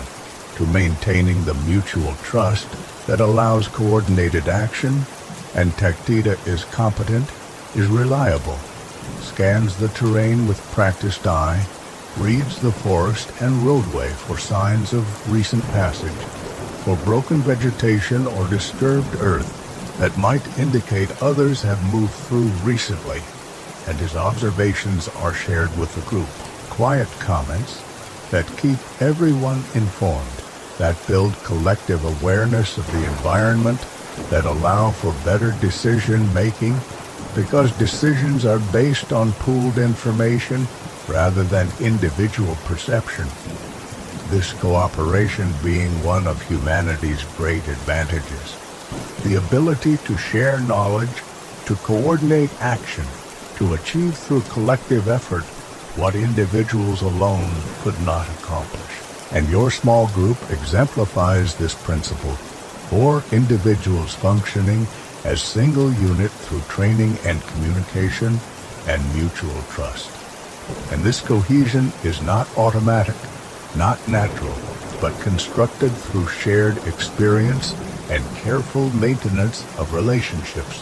through the 1,000 small interactions that build or erode trust, through demonstrated reliability when reliability matters, through having each other's backs in situations where betrayal or incompetence means death. And you have this with your companions, this hard-won trust, this professional bond that is perhaps the closest thing to friendship that samurai culture permits, because true friendship requires emotional intimacy that your culture discourages, requires vulnerability that warrior training eliminates, requires equality that hierarchy precludes. And so instead of friendship, you have this professional respect and mutual reliance. And perhaps it is better suited to your needs than friendship would be. Perhaps it provides what you actually require, rather than what romantic notions of human connection suggest you should want. Perhaps the distinction between friendship and professional partnership is itself culturally constructed. Perhaps what you have is friendship in its authentic form for your context, and perhaps spending energy worrying about whether it qualifies as friendship is pointless, because you have what you have. It serves your needs, it works, and that is sufficient. The afternoon sun angles lower as you travel, the hours passing in steady progress, the horses maintaining pace that covers ground without exhausting them, because you need the animals fresh for potential combat or rapid movement, cannot afford to arrive at destinations with spent mounts, and so the pace is disciplined, is sustainable, alternates between trot and walk, allows for brief rests at streams where horses can drink, where you can dismount and stretch and attend to bodily needs before continuing. And these breaks follow patterns learned through experience, occur at intervals that maximize efficiency, that balance the competing demands of speed and endurance, of covering distance and maintaining capability. And this balancing is another aspect of military competence that separates professionals from amateurs, because amateurs push too hard or rest too much, either exhaust themselves before reaching objectives or waste time in excessive caution, while professionals have internalized the rhythms that optimize performance, that allow for maximum effectiveness over extended operations. And you have this knowledge, have developed it through years of campaigns and patrols, through the feedback of success and failure, through observing others and learning from their mistakes, through the gradual accumulation of expertise that cannot be taught directly but only acquired through experience. And this expertise is valuable, makes you more effective, contributes to your reputation, justifies your position, and you take quiet satisfaction in possessing it, in being good at what you do, in having mastered your profession in ways that are recognized by those whose judgment matters, whose opinions determine your standing, whose respect provides the validation that humans need regardless of their protestations of indifference to others' opinions. Because we are social creatures, we care what our peers think, we need recognition from those we respect, and denying this need does not eliminate it, only drives it underground where it influences behavior in ways we do not acknowledge. And you at least are honest about this. Recognize that you value your reputation, that you work to maintain it, that the respect of fellow warriors matters to you, that this mattering is not weakness but human nature, not something to be ashamed of but simply accepted as reality, as part of what motivates you, what drives you to train harder and serve better and maintain standards, even when relaxing them would be easier, because you want to be worthy of the respect you receive, want to deserve the reputation you have built, want to be actually as good as people think you are, and this desire drives excellence, pushes you to continuous improvement, prevents complacency, and so the vanity or pride, or whatever you want to call this concern, with reputation serves useful purpose channels, ego into productive effort, transforms self-regard into genuine competence. And perhaps that is the best use of ego, not eliminating it through spiritual practice, but harnessing it for constructive purposes, making it serve goals larger than itself. And your culture has figured this out, has created a system where individual pride and collective benefit align, where serving your Lord well also serves your reputation, where loyalty and self-interest coincide rather than conflict, at least most of the time. Though of course tensions exist, situations arise where duty demands sacrifice of personal interest, and in those moments the culture's answer is clear. Duty takes precedence. Loyalty transcends self. The group's needs outweigh the individual's wants, and you accept this, have internalized this value system, would be ashamed to prioritize personal survival over obligation to lord or comrades, would view such prioritization as contemptible, as behavior unworthy of samurai. And this valuation is so deep, so fundamental to your identity, that violation would mean psychological death, even if physical survival continued, would mean becoming someone you despise, someone you cannot be and remain yourself. And so the choice in extremity is actually not difficult, is predetermined by who you are, by values so deeply embedded that they constitute yourself, rather than being choices yourself makes. And when the moment comes, if it comes, when death or dishonor are the only options, you will choose death, will choose it not as sacrifice or noble gesture, but as the only choice compatible with being who you are. with maintaining the self that you have spent 32 years constructing, and this choice will feel not like sacrifice but like necessity, like breathing, like the automatic action that requires no deliberation, because the alternative is literally unthinkable. And perhaps this is what Bushido achieves, this transformation of self-sacrifice into self-preservation. This paradoxical inversion, where dying becomes the way to remain alive in the only sense that matters, alive as the person you recognize as yourself, as opposed to continuing to breathe while having become someone else, someone you cannot accept, someone whose existence would be burden rather than gift. And so, the willingness to die that Bushido requires is not actually contrary to self-interest when self is properly understood, is not transcendence of ego, but its ultimate expression. Ego so complete and articulated that it would rather cease than compromise, would rather end than violate its own principles. And perhaps this explains the paradox of samurai culture, how it produces warriors who are both intensely individualistic and absolutely loyal, both proud and self-sacrificing, both concerned with reputation and willing to die, because these apparent contradictions resolve when you understand that the self they are protecting through death is the self defined by loyalty and duty and honor, that they are not sacrificing self but preserving it, not abandoning ego but fulfilling it. And your culture has created this synthesis, this resolution, this way of being human that accommodates both self-regard and self-sacrifice by making them identical, by defining self in terms that make its preservation require what looks from outside like its sacrifice. And you are product of this culture. You embody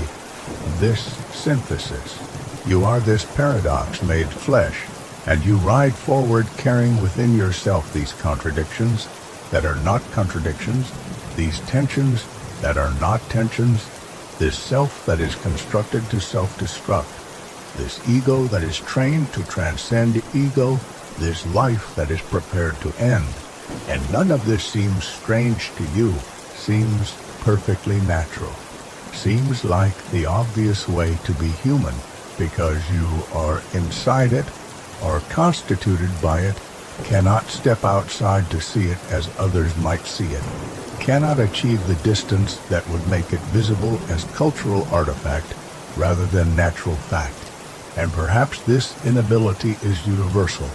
Perhaps everyone is trapped inside their own cultural constructions. Perhaps the tourist's perspective that sees cultures as curious local variations is itself just another cultural construction. Perhaps there is no view from nowhere, no neutral observation point,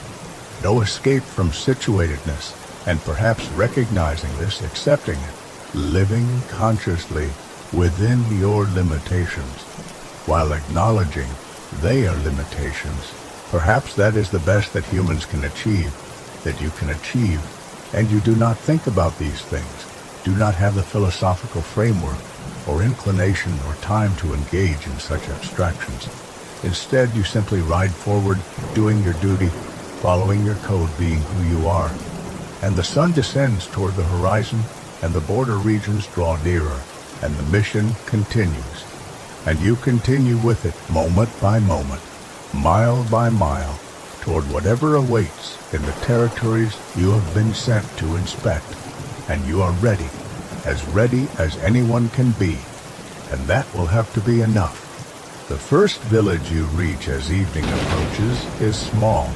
perhaps 20 structures clustered around the intersection of two minor roads, and your arrival is noted immediately. Farmers and craftsmen stopping their work to observe,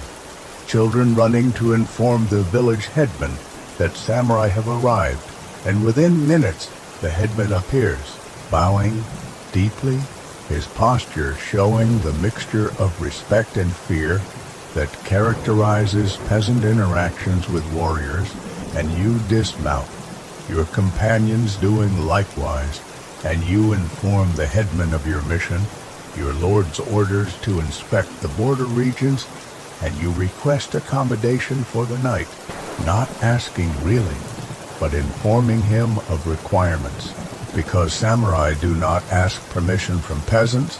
they inform them of expectations, and the headman complies immediately, directing you to the largest house in the village, his own residence, offering it for your use. And this offering it for your use, and this offering is mandatory, is the tribute that villages must provide to passing samurai, and refusing would mean death for the headman and possibly destruction of the village, and everyone understands this. And so the accommodation is provided without hesitation or negotiation, the headman and his family displaced for the night, moving to relatives' homes, giving up their space to you and your companions, and you accept this as normal, as the proper order of things. Do not feel particular gratitude, because gratitude implies choice, and the headman had no choice. Instead, you simply take what is offered, settle into the space, allow your companions to arrange sleeping areas, and attend to the horses while you speak with the headman about local conditions, about any unusual activity, about the readiness of local warriors, settle into the space, about the maintenance of the watch posts that guard this portion of the border, gathering information that is the mission's purpose, learning what you need to know to provide accurate report to your lord, and the headman answers carefully, providing information without embellishment, understanding that exaggeration in either direction carries risks, that claiming perfect security when problems exist could bring punishment if those problems later cause trouble, while exaggerating threats could bring unwanted attention, could result in military presence that would burden the village, could invite the kind of scrutiny that reveals other problems, tax avoidance, or harboring of criminals, or any of the 1,000 ways that villages navigate the demands placed upon them. Sometimes cutting corners, sometimes deceiving authorities, doing what is necessary to survive in a system that takes much and gives little, that demands rice and labor and accommodation, but provides minimal protection or assistance. And you understand this dynamic even as you benefit from it. Understand that the headman is managing multiple pressures, trying to satisfy samurai demands while protecting village interests, walking a tightrope where either side means disaster, and you feel not sympathy exactly but professional respect for the skill required to navigate these pressures, to survive as headman in an era when failure can mean death, when wrong answer to wrong question can end in execution, when the village's continued existence depends partly on the headman's ability to manage relations with samurai authorities to provide what is demanded without giving so much that the village cannot function, to avoid offending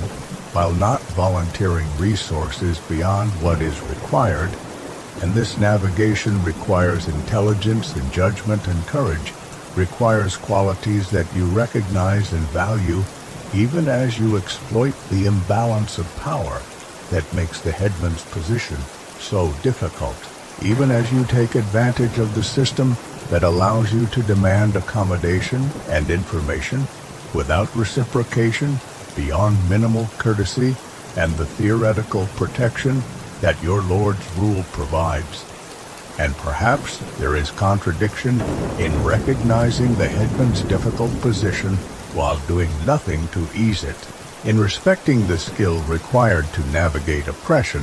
while being agent of that oppression. But you do not think in terms of contradiction, do not see your role as oppressive but as natural, as the proper functioning of social order, as necessary maintenance of hierarchy that allows civilization to exist, Because without hierarchy, there is only chaos according to your worldview. Only the disorder that makes productive life impossible. And so your actions are justified, are necessary, are service to larger order, even when they create hardship for individuals. And this justification satisfies you, allows you to sleep without guilt, allows you to take what you take without self-reproach, because you are serving your Lord, fulfilling your duty, maintaining the system that makes your own existence possible. And if that system is unjust by some abstract standard, if it creates suffering that might be avoidable, well, what system does not? What social order achieves perfect justice? What arrangement of human affairs satisfies all needs and eliminates all suffering? And since perfect justice is impossible, perhaps the system you serve is as good as any. Better than chaos, certainly. Better than the warfare that would consume these villages if strong lords did not maintain order, did not prevent constant raiding and banditry and the violence that would flourish without authority to suppress it.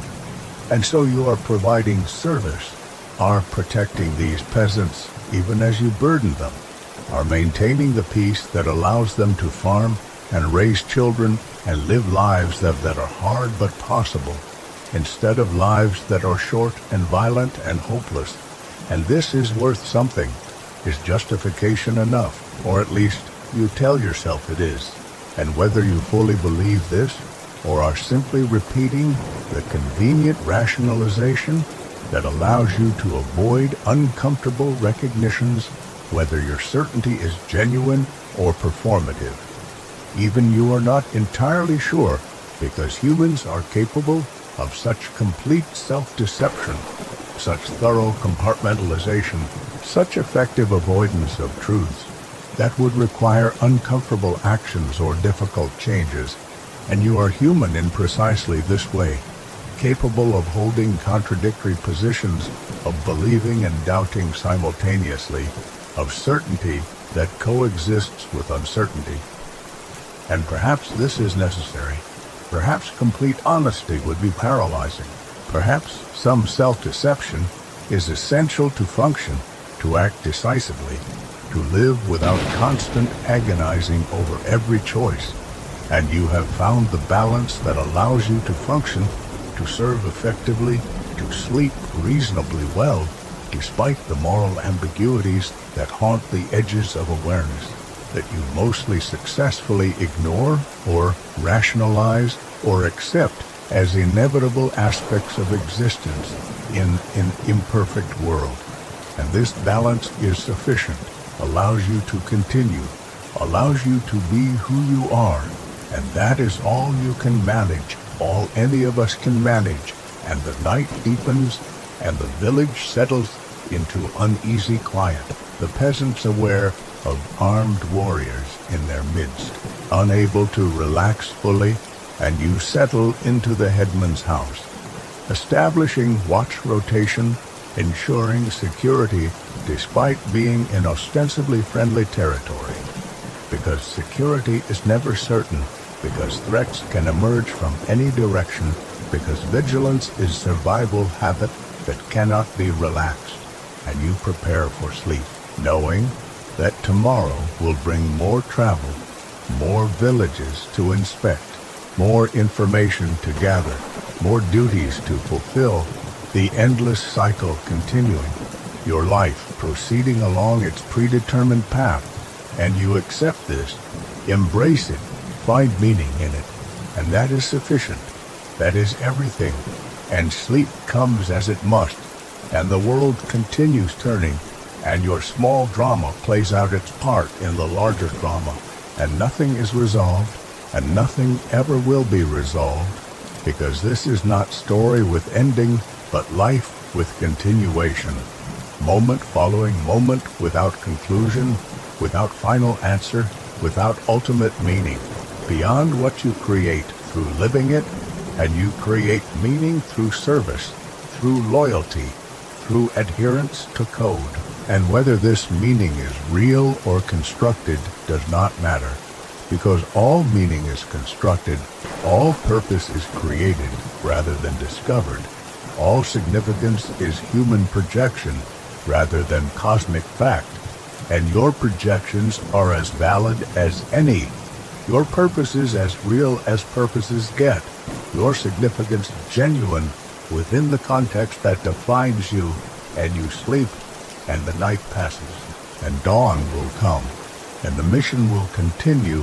and you will continue with it until you do not, until death or completion or some other ending arrives. But that is future, is not now, and now is all you have,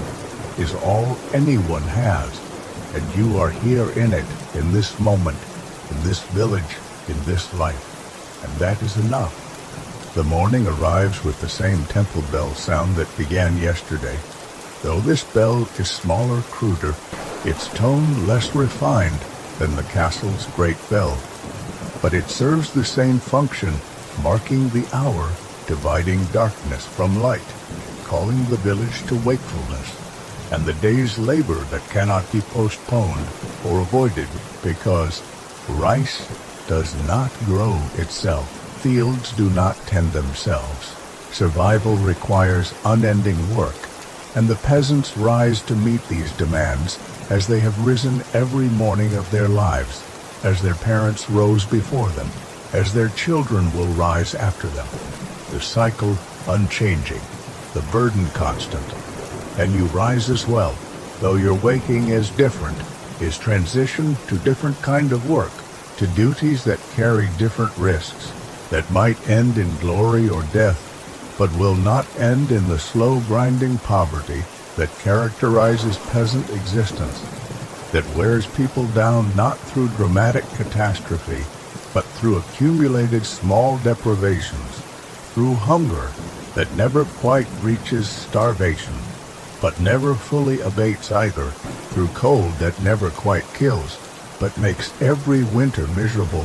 through illnesses that steal children and wives and leave survivors impoverished by loss, through the 1,000 cuts that poverty inflicts, that you are spared not through any virtue of your own, but through accident of birth, through being born into samurai family, rather than peasant household. And this accident has shaped everything, has determined what training you received, and what opportunities were available, and what expectations governed your development, has made you who you are in ways so fundamental that the person you would have been if born into different circumstances is literally unimaginable, is so different as to constitute different person entirely. And recognizing this, acknowledging the arbitrariness of your advantages, does not lead you to question whether those advantages are deserved, because desert is not category that applies to birth circumstances. No one deserves the family they are born into, whether that family is privileged or impoverished. And yet everyone lives with consequences of that lottery. Everyone navigates the world from starting position they did not choose,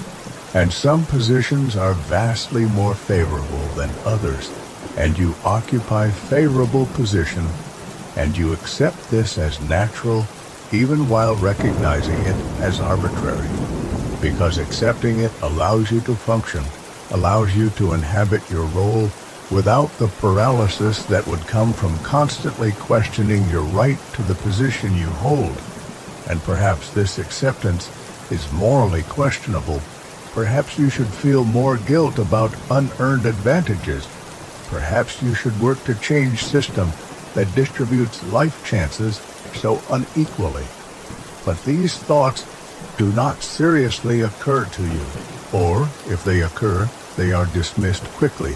because you are product of your time, shaped by its assumptions. And in your time the hierarchy is considered natural, divinely ordained, essential to civilization, and questioning it is not progressive thinking, but dangerous heresy, is threat to order that keeps chaos at bay, and you are defender of order, not its critic. and this role suits you, fits your temperament, aligns with your training, and changing it would require becoming someone else, someone you have no desire to become, and so you continue as you are, accepting the position you inherited, fulfilling its duties, enjoying its privileges. Indeed, the moral complications that might trouble different consciousness do not seriously trouble yours, because you have the convenient beliefs that allow you to be comfortable with arrangement that benefits you, have the rationalizations that humans always develop when facing uncomfortable facts about systems they benefit from. And these rationalizations are convincing to you because you want them to be convincing, because accepting them is easier than rejecting them, because rejecting them would require actions you are unwilling to take, would demand changes you are unwilling to make. And so you believe what it is convenient to believe. And you are not unusual in this, not morally inferior to others who believe what it is convenient for them to believe. You are simply human, exhibiting the motivated reasoning that characterizes human thinking generally, that affects everyone regardless of intelligence or education or moral seriousness, because reason serves emotion more than it serves truth, because beliefs are adopted for their psychological utility more than their logical coherence, because humans are not primarily rational creatures, but rationalizing creatures, and you are exemplar of this tendency, this human capability for self-deception that is so complete as to be invisible to the self being deceived, and you perform your morning rituals, wash in cold water, dress with care, check your weapons, prepare for the day ahead, and these actions are familiar, comforting, grounding you in routine that provides structure, that creates sense of control in world that is actually largely beyond your control, where death can come randomly, where fortune shifts without warning, where the best plans collapse under weight of unforeseen circumstances, and ritual provides illusion of order, creates feeling that you are managing chaos, when actually you are just performing actions that make management seem possible. And this illusion is valuable, is psychologically necessary, allows you to function despite uncertainty, despite the recognition that you control almost nothing beyond your immediate actions, that outcomes depend on factors beyond your influence, that luck matters more than you want to admit, that randomness governs more than planning, and yet you plan anyway. You prepare anyway, you act as if your actions matter, as if what you do will influence what happens, because the alternative is paralysis, is surrender to fatalism that makes effort seem pointless, and humans cannot live that way, cannot function without sense of agency, even if that sense is partially illusory. And so you maintain the illusion, perform the rituals, make the preparations, and whether these actions will matter remains to be seen, remains dependent on circumstances beyond your knowledge. But you act anyway, because acting is better than not acting, because trying is better than surrendering, because even if outcomes are partly random, they are not entirely random. Skill does matter, preparation does help, effort does increase probability of success, even if it cannot guarantee it, and so effort is rational, is worthwhile, is justified by the marginal increase in favorable outcomes that it produces. And you make the effort every day, every morning, preparing as well as you can for whatever the day will bring, and today you prepare for continued travel, for more villages to visit, for more territory to assess, for the ongoing mission that is your current duty, and you breakfast simply on rice and tea provided by the village. The headman, ensuring that you are served even though providing this food strains village resources, takes rice from stores that must last through winter,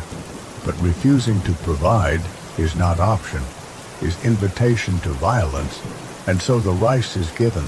the tea is prepared, and you consume these offerings without comment, without thanks, because thanks would suggest that gift was voluntary when both parties know it was compulsory, and acknowledging the compulsion would be crude, would be stating what need not be stated, and so silence is appropriate. Is the courtesy that your culture practices saying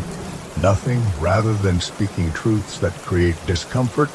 maintaining pleasant fictions rather than acknowledging harsh realities, and this pattern extends throughout your culture. This preference for surface harmony over explicit confrontation, this valuing of implicit understanding over explicit statement, this assumption that adults can read situations correctly without everything being spelled out, and failures of this implicit communication create the misunderstandings that sometimes escalate into conflicts, into duels, into deaths. Because when everything is implicit, when meaning must be inferred rather than stated, misinterpretation is possible. Offense can be taken where none was intended. Insults can be detected where only clumsiness existed, and the violence that follows destroys, lives over misunderstandings, over interpretations, over readings of ambiguous gestures and phrases. And this seems wasteful, seems tragic. And yet it is how your world works. Is price paid for the indirectness that makes daily social interaction tolerable in a culture that values emotional restraint, that discourages open expression of feelings, that creates elaborate systems of implication and suggestion rather than direct statement, and within this system you navigate skillfully, reading subtle cues, interpreting minimal signals, understanding what is meant rather than merely what is said, and this skill is essential to social success, is part of cultural competence that separates sophisticated samurai from crude ones, refined warriors from rough soldiers, and you have this sophistication, have learned to operate within cultural codes, to communicate through indirection, to understand implications, to navigate the complex social world that your culture creates, and this ability serves you well, prevents conflicts that less skilled warriors stumble into, allows you to maintain harmonious relations with other retainers, makes you effective in the political dimensions of castle life, contributes to your reputation as complete warrior, someone who commands not just martial skills but social graces, not just combat effectiveness but political acumen. And these combined capabilities make you valuable, make you the kind of retainer that lords prize, that commanders trust with sensitive missions, that other warriors respect and seek to emulate, and you have worked hard to develop this completeness, this mastery of multiple domains, this synthesis of warrior and courtier and administrator and strategist,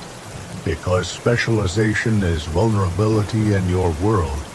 is limitation that restricts opportunities, reduces value, makes you replaceable, while versatility is strength, creates options, increases indispensability, and you have pursued versatility deliberately, have trained in areas beyond your primary strengths, have cultivated capabilities that extend your usefulness, and this investment has paid returns, has contributed to your advancement, has helped you reach a position that provides security and status and the resources to support family, and you feel satisfaction in this achievement, pride in what you have built through effort, appreciation for the position you have earned, even while recognizing that opportunities to earn it were not equally available to everyone, that your starting point was already elevated, that success was never guaranteed but was more likely for you than for someone born to lower station. And this recognition does not diminish your sense of achievement, because achievement is relative, is measured against starting point, is evaluation of how far you traveled, not just where you arrived. And you have traveled far from where you began, have exceeded what was expected even given your advantages, have made more of opportunities than many who received similar chances. And this deserves recognition, justifies pride, validates the effort, and you allow yourself this satisfaction without guilt, because guilt would be false modesty, would be denial of genuine accomplishment, would be dishonesty that serves no purpose, and you prefer honesty, at least with yourself, prefer accurate self-assessment to either excessive pride or false humility. Prefer to see yourself clearly, including both achievements and limitations, strengths and weaknesses, successes and failures. And this clarity serves you, allows for accurate evaluation of capabilities, prevents overconfidence that leads to fatal errors, prevents underconfidence that misses opportunities, maintains realistic sense of what you can and cannot do. And this realism is itself achievement, is wisdom that many warriors never develop, that age does not automatically confer, that requires honest self-reflection, that ego resists, that requires accepting limitations without being limited by them, accepting weaknesses without being defined by them. And you have developed this capacity for honest self-assessment through years of experience, through surviving mistakes, through learning from failures, through the feedback that reality provides when self-deception meets actual challenges. And reality is harsh teacher, but effective one, eliminates comfortable illusions, reveals truths that ego prefers to hide, forces recognition of genuine capabilities, stripped of self-serving embellishments. And you have faced this teaching, have allowed reality to shape your self-understanding, have accepted corrections that ego resisted, and this acceptance has made you stronger, more capable, more effective, because effectiveness requires accurate self-knowledge, requires understanding what you actually can do rather than what you wish you could do, requires working with genuine capabilities rather than imagined ones. And you have this knowledge, have earned it through painful process of calibration, of testing self-perception against outcomes, of revising estimates when results refute claims, of accepting that you are neither as good as your best moments nor as bad as your worst moments, but something in between, something complex and inconsistent, capable of excellence and vulnerable to failure, strong in some areas and weak in others. And this realistic self-understanding is valuable, is tool that enhances performance, allows for better decision making, creates accurate assessment of which challenges you can meet and which exceed your capabilities. And you use this tool constantly, evaluate situations against honest appraisal of your skills, choose actions that play to strength rather than exposing weaknesses. And this strategic self-deployment is part of wisdom that experience teaches, is lesson that survivors learn while casualties do not,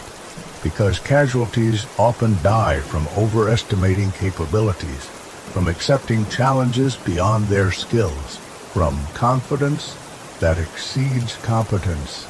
And you have seen this happen, have watched warriors die from hubris, from arrogance that blinded them to their limitations, from the pride that prevented them from declining fights they could not win.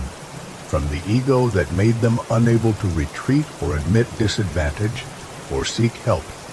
And these deaths are instructive, are warnings that you have heeded, lessons that have shaped your approach,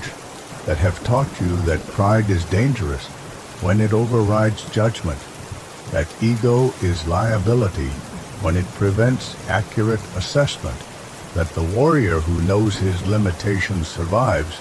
while the warrior who denies them dies. And this knowledge has kept you alive through 32 years in one of history's most violent periods, through 7 major battles and countless smaller engagements,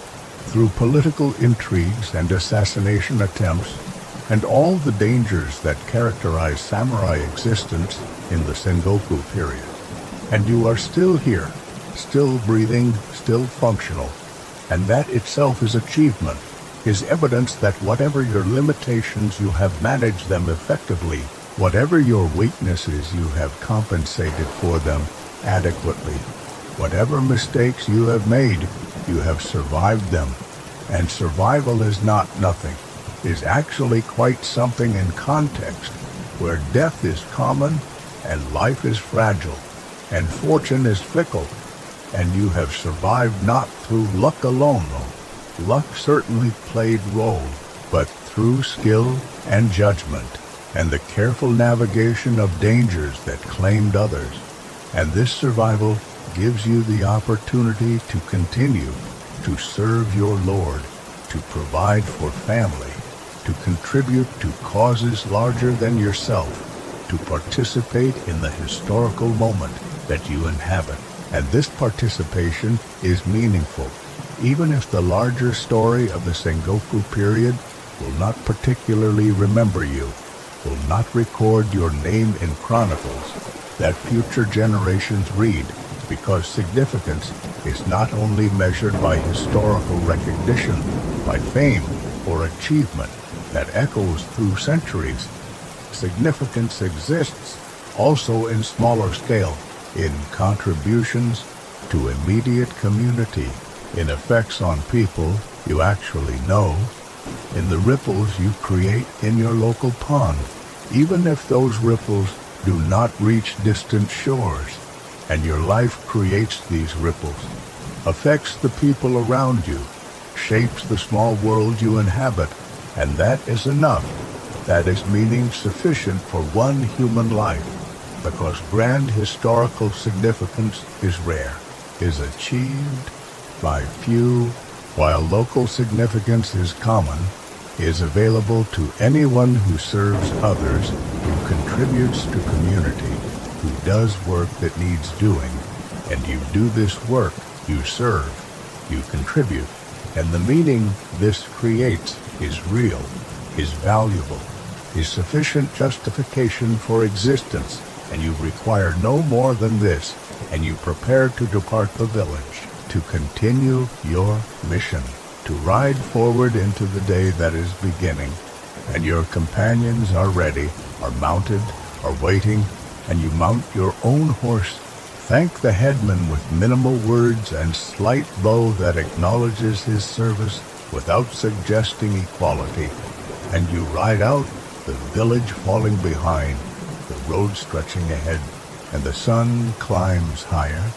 and the day proceeds, and your life continues its course, moment by moment, choice by choice, action by action. The accumulation of small decisions and minor events that constitute existence, that add up to life, that create the story that is yours alone, the narrative that will end someday, that will conclude either in glory or obscurity or something between, but that for now continues, that for now proceeds, that for now is lived, breath by breath, heartbeat by heartbeat, and you are alive in it, present to it, engaged with it, and that is everything. And the road continues, and you continue upon it, riding forward, always forward, toward whatever awaits, toward the duty that calls, toward the future that is unknown. And you ride without fear because fear is pointless. Ride without certainty because certainty is impossible. Ride with the acceptance that comes from years of surviving uncertainty, from decades of facing danger, from lifetime of being samurai. And this is who you are. This is what you do. And the morning light illuminates the path, and you follow it toward whatever comes next. And the story continues. Your story, the story of samurai in the Sengoku period, the story that is both universal and particular, both typical and unique, both ordinary and extraordinary. And you are living it now, in this moment, and nothing more can be asked or given or achieved than this, than being fully alive in the life you have, and you are, and that is enough, and the road continues, and you continue.